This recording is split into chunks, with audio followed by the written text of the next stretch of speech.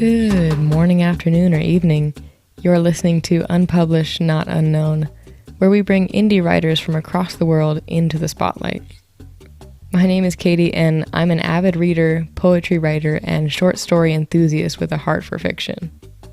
Today, I will be sharing the latest winner of Readsy Prompt's weekly writing contest. The author has given me permission to share their story, and I encourage you to read their other works and follow them on their writing journey. The link to their profile will be in the show notes. So thank you for joining me, and let's get straight into it.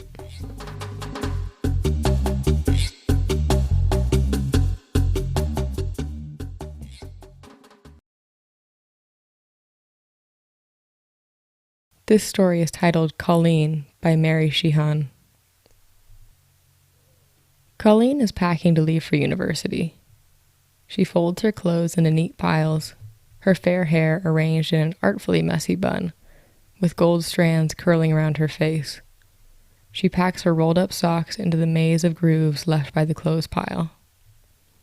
Her movements are thoughtful and tender, like she is tucking them into bed. I watch her from my quiet corner outside the door of her room, chewing on a hangnail. I'm still wearing pajamas, and I haven't showered yet today. I stare at her, willing her to hear my voice in her head. Wait for me. Wait your turn. I should go first. I'm the oldest. I'm the smartest. I deserve it more. We've been linked since Colleen was born, 10 short months after me. We've been Colleen and Kara. Say it in one quick exhale. A pair of girls, a couple of friends, 2 sisters.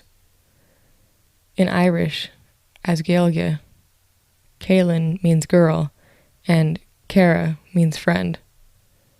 We've constantly been compared, weighed against each other, with me consistently coming out on top. I've always been the gifted sister. My dad enrolled us in violin lessons when we were in primary school. Colleen dragged her horsehair bow along the strings in a cat's wail, didn't notice when her strings flattened and needed tuning, cried at the mention of scales.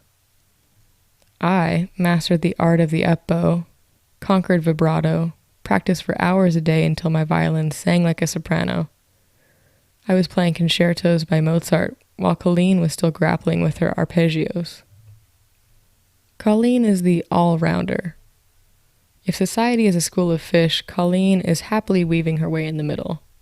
She's easy to talk to, easily liked, always making friends. She's lovely, funny, and perfectly average.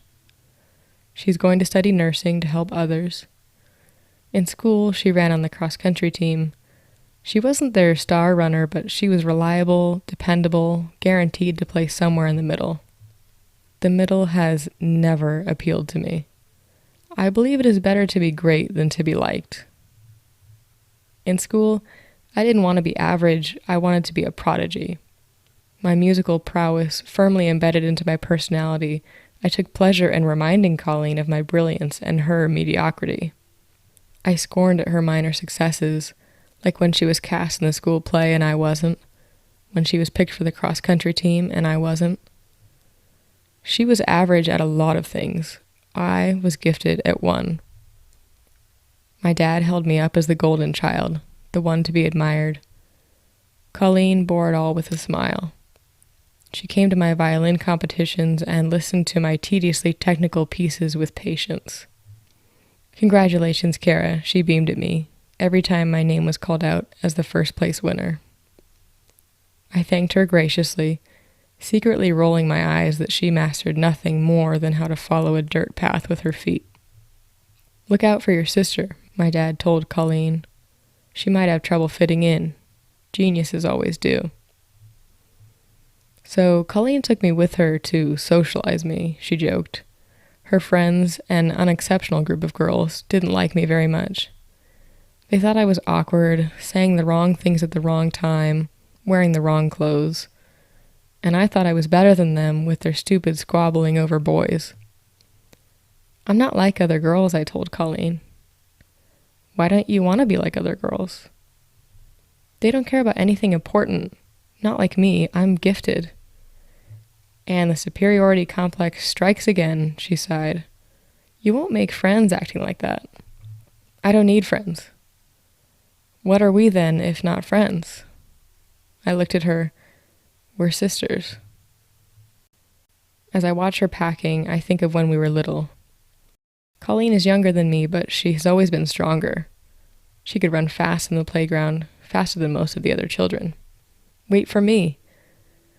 Sometimes, when she was lost in the thrill of the race, she forgot about me. I would be scrambling to catch up, knowing I would never be fast enough.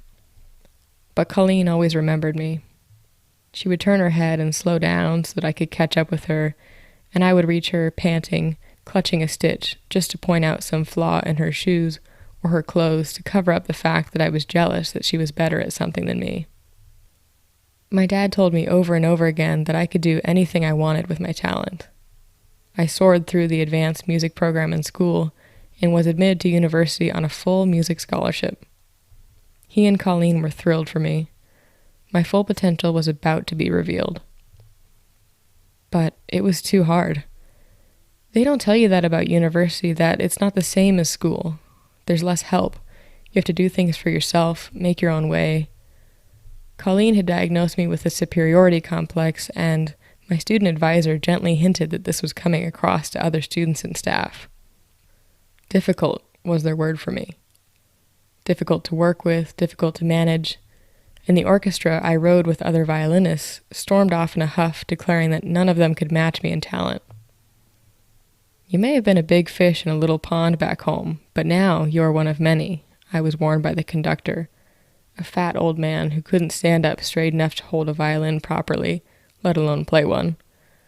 I told him as much. He told me to get out. Without my sister's natural ease of moving through a crowd, I struggled to mingle, to communicate.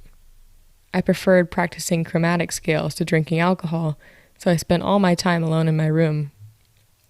My housemates hammered furiously on my door to shut me up during my early morning practicing sessions. Within 6 weeks, I was struggling to do anything. I stopped eating, stopped showering. I stopped playing the violin. Its case grew dusty as it lay untouched, cast aside until my dad and Colleen drove up to rescue me. I haven't played since. I holed up in my room, a recluse, dwelling on my failures. Colleen progressed through her final year at secondary school, sat her exams, surrounded by friends. Once, I overheard a heated conversation between Colleen and my dad. Her words carried through the walls of our house. I sat in my room, listening. Don't you realize how hard it is to bend over backwards to try to help her all the time? And for what? She doesn't care. She doesn't say thank you. Do you know how many times I haven't been able to go places because I have to bring her too? I can't put my life on hold forever. I don't want to have to keep compromising myself. I love her, but it's like dragging around a dead weight. Wait for your weight, Colleen, I think, as I watch her packing away her life, preparing for a new start. I want to plead with her. Wait, for me. Do it for me. Please, Colleen, I want to beg. I have nothing else. Let me have this. I tap gently on her open door and come inside. Colleen's bedroom is pink and white, decorated with cheesy photos of her and her friends, her and my dad, her and I. If I asked you to wait for me, wait until I go back to uni, would you? I ask. She starts, drops a loose pair of socks. She sighs. A strand of her hair, perfectly curled, sways away from her face. She doesn't pick up the socks. She straightens up, folds her arms. Wait for what? Wait another year until you're ready to go back, so that you won't be behind me for once? Yes, I wince. It sounds terrible, ridiculous even when she says it. Do you care about me at all, Kara? Yes. If you did, you wouldn't ask. I start to cry, a final act of desperation.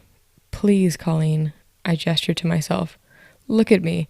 I have nothing except the violin, and I don't even have that anymore. Do you know how hard it is for me to see you move away when I'm still stuck here? It was supposed to be me.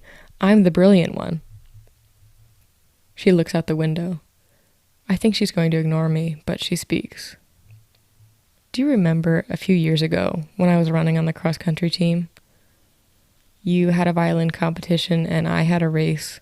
They were on the same day at different times. Your competition was first. You would have made it to see me finish my race, to watch me cross the finish line. I asked you to come. You said you'd be too tired after winning the competition. I asked you please to hold on for another couple of hours so that you, me, and Dad could come home together. I asked you to wait for me, and you said no. And Dad brought you home because he always sides with you, and I got a lift back on the bus on my own. I shake my head. I don't remember that. I asked you to wait for me. She looks at me now. And you just said no. I don't care what kind of excuses Dad makes for you. I know now. I knew then. I'm not waiting for someone who won't ever catch up. She leaves the room. I pick up the dropped socks. I bundle them into a pair and tuck them neatly into the suitcase with her other belongings, so lovingly arranged. Then I sit on the floor, looking at her many possessions. When I moved away, I brought only a rucksack of clothes and my violin. I thought I needed nothing else. But now, as I stare at her suitcase, I think of how different my experience might have been if I could have taken with me my best friend, Colleen.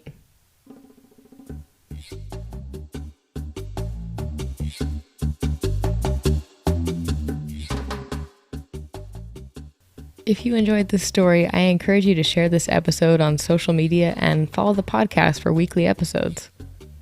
Be sure to also visit the author's Readsy page linked in the show notes. Go show them some love and let them know you came from the podcast. And a big thank you to the author for allowing me to give voice to your story. If you'd like to hear your story read on a future podcast, send an email to unpublishednotunknown@gmail.com. Please keep all submissions under 3,000 words if possible. Also, this is a clean podcast, so keep that in mind when submitting your work. Until next time, this has been Unpublished, Not Unknown.